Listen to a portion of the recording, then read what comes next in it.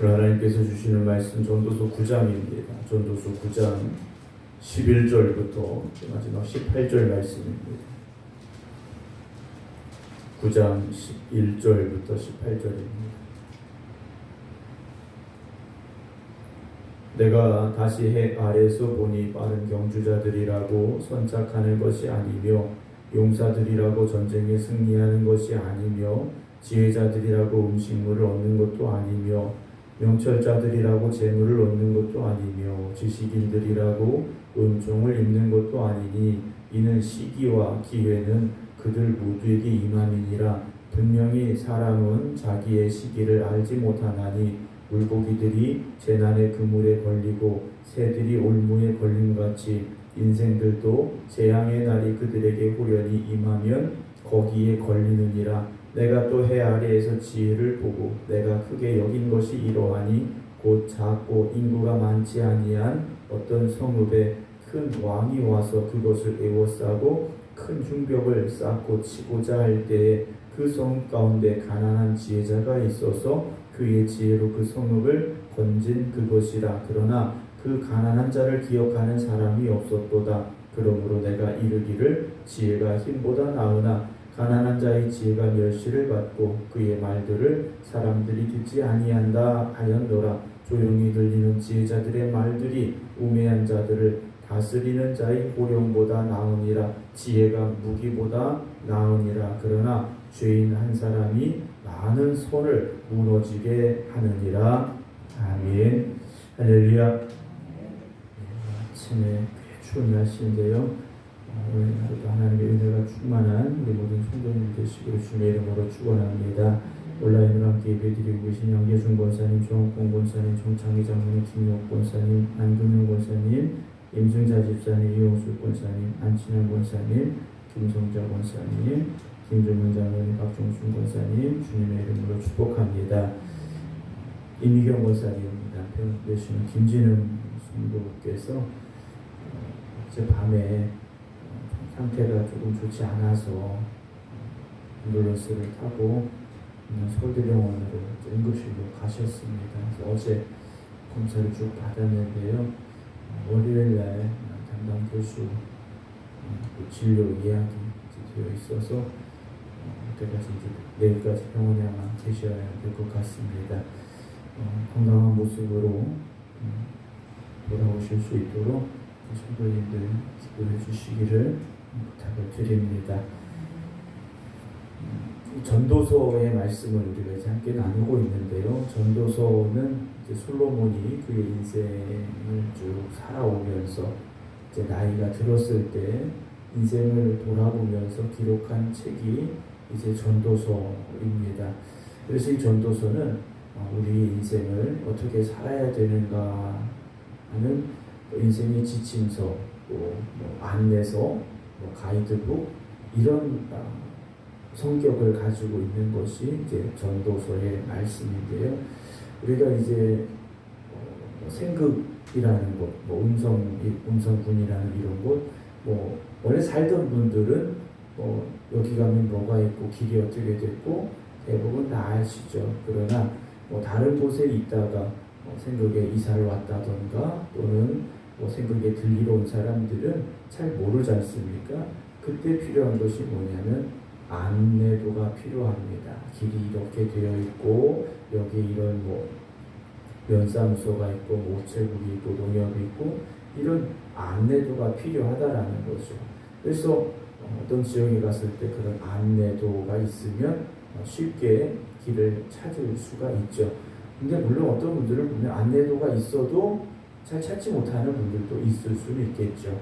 우리가 인생을 살아가면서 하나님께서 주신 이 말씀이 우리의 인생에 있어서 안내서가 되고 또 길을 알려주는 그런 안내도가 되고 그런 것을 우리가 깨닫고 이 말씀을 통하여 우리가 갈 길을 밝히 보게 된다면 우리의 인생의 길이 방황할 필요가 없다라는 거죠. 그 길로만 가면 된다라는 겁니다. 주님께서 하신 말씀은 내가 길이다라고 말씀을 하셨어요. 주님께서 자신이 길이라고 하셨거든요. 그 주님의 말씀이 길이라는 거지 않습니까? 근데 길이 여러 군데가 있는데 그 길을 가야 되는 게 아니라 다른 길은 없다라는 말씀이죠. 오직 그 길밖에 없다라는 거예요. 그 길에서 벗어나는 건 뭡니까? 방황하고 있다라는 겁니다. 방황하고 있다라는 거죠. 길이 아닌 데 가서 앞으로 가려고 하니까 얼마나 힘들겠습니까? 오늘 우리의 인생이 주님께서 이끄시는 오직 그 길, 생명의 길, 진리의 길, 오늘 그 길을 걸어갈 수 있는 저와 여러분들이 되기를 주님의 이름으로 축원합니다. 오늘 11절 보게 되면 내가 다시 해 아래에서 보니 그랬습니다. 그러니까 솔로몬이 인생을 살면서 그의 나이가 이제 들어가면서 이렇게도 세상을 보고 또 저렇게도 세상을 보면서 세상에 되어지는 일들 또 사람들의 그런 삶 이런 것들을 많이 보면서 고민하고 또 연구하고 조사했던 것 같은데요. 해 아래에서 보니 그랬습니다. 세상의 삶이죠. 해 아래는 그 세상의 삶인데 빠른 경주자들이라고 선착하는 것이 아니라 그랬습니다. 빨리 달리는 사람이 1등으로 도착하는 게 아니라는 거죠. 토끼와 거북이 우화가 있지 않습니까? 토끼와 거북이 누가 더 빠릅니까? 당연히 토끼가 빠른데 결승점에 먼저 도착한 건 거북이였다라는 거죠. 우화 속에도 나옵니다. 빠르다고 무조건 1등하는 게 아니고요. 용사들이라고 전쟁에 승리하는 것도 아니지 않습니까? 골리앗 같은 용사 어떻게 이깁니까? 이스라엘 군대가 다 두려움에 떨 수밖에 없었어요. 그런데 다윗이 어떻게 합니까? 그 골리앗을 쓰러뜨렸지 않습니까? 지혜자들이라고 음식물을 얻는 것도 아니고 명철한 사람들이라고 재물을 얻는 것도 아니고 지식인들이라고 은총을 입는 것도 아니다 라고 말하고 있습니다. 우리 생각에는 빠른 경주자가 되어야 되고 용사가 되어야 되고 지혜자가 되어야 되고 명철한 사람들이 되어야 되고 지식을 가져야 된다. 그래야 세상에서 성공한다. 1등이 된다. 이런 생각을 가지고 있는데 솔로몬은요. 그게 아니라는 겁니다. 왜냐? 이 사람들은요. 자기가 가진 것을 의지하기 때문이라는 거죠. 내가 가진 힘, 내가 가지고 있는 능력 이런 것들을 의지하기 때문에 안 된다라는 겁니다. 오히려 어리석다라는 거죠. 지혜 있는 것 같지만 어리석은 사람이라는 겁니다. 그럼 우리는 어떻게 살아야 됩니까? 아까 말씀을 드린 대로 오직 길과 진리와 생명이 되신 주님만을 바라보면서 하나님이 이끄시는 길로만 가야 된다라는 거죠. 그 길이 좀 돌아가는 것 같아도 그 길이 좀 늦어지는 길 같다 할지라도 우리는요 세상의 빠른 길이 아니라 믿음의 느린 길로 갈 수 있어야 된다는 겁니다. 세상의 넓은 문이 아니라 신앙의 좁은 문으로 가야 된다는 겁니다. 세상의 평탄한 길이 아니라 신앙의 험한 길로 갈 수 있어야 된다는 거죠. 그 길로 우리가 가야 되는 거지 않습니까? 12절 보면 분명히 사람은 자기의 시기도 알지 못하나니 물고기들이 재난의 그물에 걸리고 새들이 올무에 걸림같이 인생들도 재앙의 날에 그들에게 후련히 임하면 거기에 걸릴 수밖에 없다라는 거죠. 여러분 물속에 사는 물고기가 물에 쳐놓은 그물에 걸린다라는 겁니다. 새들이요 올무에 걸린다라는 거죠. 걔들이 좀 모자라니까 사람보다 IQ가 떨어지니까 뭐 맞는 말일 수 있습니다. 그런데 우리도요 그럴 수 있다는 거죠. 우리가 가장 똑똑한 것 같지만 세상의 올무에 걸릴 수 있다는 겁니다.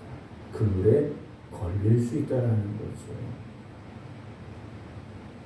우리의 삶을 예측할 수가 없습니다. 오늘 아침 온도가 영하 17도, 18도 이렇게 떨어진다고 예보가 있는데요. 그 예보 하나를 하기 위해서도 날씨 예보를 하기 위해서도 그 기상청에서 얼마나 많이 연구하고 조사하고 토론하고 그래서 결론을 내리겠습니까? 그런데 그 예보가 다 맞느냐? 그렇지 않지 않습니까? 비 온다고 했는데 비가 안 올 수도 있고요. 해가 화창하게 비친다고 했는데 빛이 또 흐려지고 비가 올 수도 있는 거지 않습니까?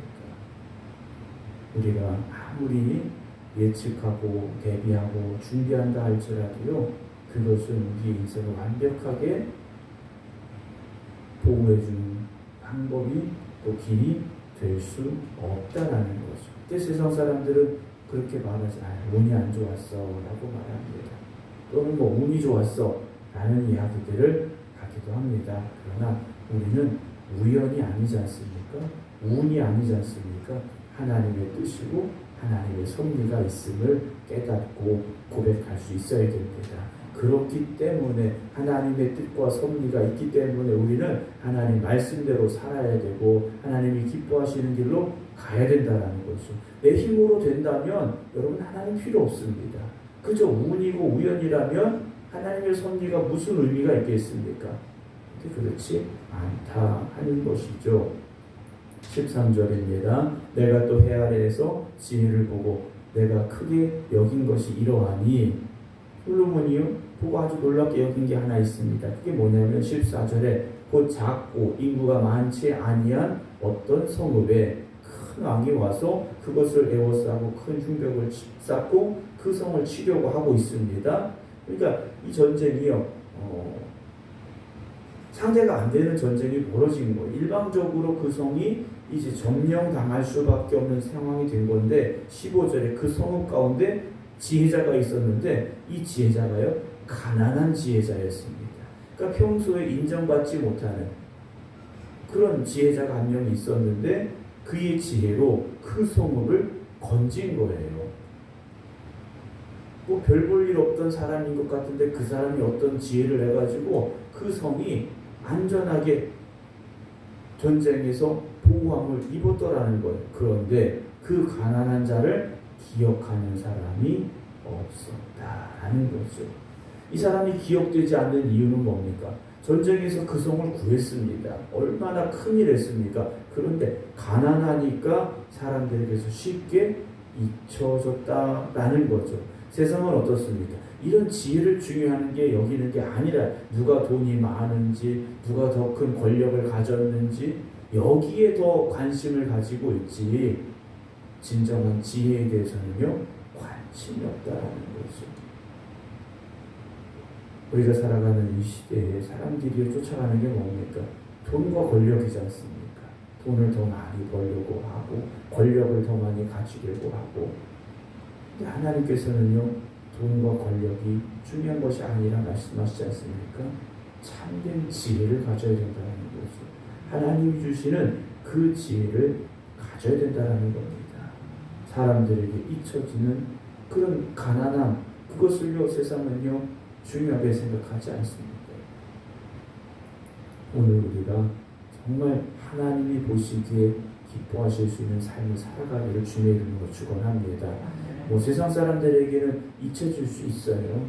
우리가 다른 사람들보다 돈이 없으니까, 다른 사람들보다 권력이 없으니까 인정받지 못할 수도 있습니다. 그러나 하나님께서는 우리의 중심을 보신다고 하셨지 않습니까? 하나님께서 오늘 저와 여러분들 보실 때 너는 돈이 얼마나 있구나, 그렇게 우리를 판단하시는 분이 아니라는 거죠. 세상적인 지위를 가지고 우리를 판단하시는 것도 아니라는 겁니다. 오늘 우리의 중심을 보실 때 우리의 중심이 하나님 보시기에 기뻐하실 수 있는 참된 믿음, 참된 지혜가 있기를 주님의 이름으로 축원합니다. 16절에 그러므로 내가 이르기를 지혜가 힘보다 나으나 가난한 자의 지혜가 멸시를 받고 그의 말들을 사람들이 듣지 않는다라고 솔로몬이 말합니다. 17절 조용히 들리는 지혜자의 말들이 우매한 자들을 다스리는 자의 호령보다 낫다라고 말해요. 조용히 들리는 지혜자의 말들이요 우매한 자들을 다스리는 자의 호령보다 훨씬 낫다라는 거죠. 참된 지혜가 진정한 힘인데 세상의 사람들은요 눈에 보여지는 그런 권력에만, 그런 힘에만 쫓아가려고 한다라는 거죠. 18절 지혜가 무기보다 나으니라 그러나 죄인 한 사람이 많은 선을 무너지게 한다라고 되어 있습니다. 지혜가 어떤 강한 무기보다 훨씬 나은데 죄인 한 사람, 즉 어리석은 사람입니다. 지혜가 없는 어리석은 한 사람이 많은 선을 한순간에 무너뜨릴 수 있다라는 거죠. 오늘 우리 인생이 어떻게 될 것인가 아무도 모릅니다. 자신의 인생을 정확하게 예측하고 그리고 그 예측한 대로 되어지는 인생이 있느냐? 없다라는 거죠. 요즘 세계적인 경기가 다 좋지 않다고 말합니다. 우리나라 굴지에 삼성이라는 그룹이 있습니다. 이 삼성에도요, 앞으로 되어질 세계적인 상황들을 보면서 예측하고 대비하는 전문적인 지식인들이 있습니다. 그런데 삼성에 있는 그 전문적인 지식인들이 미래를 예비하고 대처할 방법을 내놓는다고 하면 그대로 되느냐? 그렇지 않다라는 걸 우리가 알고 있지 않습니까? 미래경제연구소 이런 이름을 가진 데가 있어요. 그 사람들이 예측하는 대로 다 되는 게 아닙니다. 어느 정도 그런 방향과 흐름을 읽을 수는 있지만 완벽하게 대처한다? 불가능하죠. 완벽하게 대처한다면 망하는 회사가 어디 있겠습니까? 그렇지 않지 않습니까? 오늘 우리 인생도요, 우리가 아무리 잘 준비하고 대비한다고 해도 완벽한 대비가 될 수 없고 준비가 될 수 없지 않습니까? 그때 필요한 게 무엇이겠습니까? 하나님이 우리의 삶에 개입하시고 하나님이 우리의 힘과 능력이 되시고 하나님이 우리를 도와주시고 역사하시는 그런 은혜가 우리에게 있어야 된다는 사실을 잊지 마시기 바랍니다. 오늘도 우리에게 필요한 것은 결국 하나님이 주시는 지혜, 하나님이 함께 하시는 은혜, 하나님이 우리에게 주시는 능력이 있어야 됨을 잊지 마시고 오늘도 하나님의 말씀에 따라 말씀에 순종하시고 그 말씀의 길을 걸어갈 수 있는 우리 모두가 되기를 주님의 이름으로 축원합니다. 기도하겠습니다. 우리가 가진 짧은 지혜와 지식을 가지고 세상을 살아가는 것이 얼마나 어리석고 위험한 것인가를 깨닫게 하여 주시어서 하나님 앞에 나오게 하시고 하나님의 말씀 의지하게 하시고 하나님의 도우심을 간절히 구할 수 있는 믿음의 삶이 되게 하시니 감사합니다. 그러나 때때로 우리가 세상의 것들을 추구하고 그 길로 가려 하는 어리석음이 있음을 또한 고백합니다. 세상의 물질이 아니라 세상의 권력이 아니라 하나님의 도우심, 하나님의 은혜만을 구할 수 있는 저희들을 되게 하여 주시옵소서. 세상이 여러 가지로 많이 힘들고 어려운 가운데 있습니다. 그럴수록 하나님 의지해야 함을 우리가 깨닫게 하시고 더욱 깨어 기도하게 하시고 하나님의 말씀 붙잡게 하여 주시옵소서. 그래서 우리 생각의 모든 성도들이 하나님의 은혜 가운데서 복된 길로 나아가게 하여 주시옵시고 형통의 문으로 들어가는 삶이 되게 하여 주시옵소서. 오늘 주님께서 주신 거룩하고 복된 날입니다. 이 날을 온전히 하나님의 은혜를 사모하며 하나님의 영광을 위해 살아갈 수 있는 저희들 되게 하여 주시옵소서. 이제는 우리 주 예수 그리스도의 은혜와 아버지 하나님의 무한하신 사랑하심과 성령님의 감동 감화 역사하심이 오늘 새벽 하나님이 이끄시는 길로만 가겠습니다 고백하며 기도드리는 모든 성도들 위해 이제부터 영원토록 함께 하시기를 간절히 축원하옵나이다. 아멘.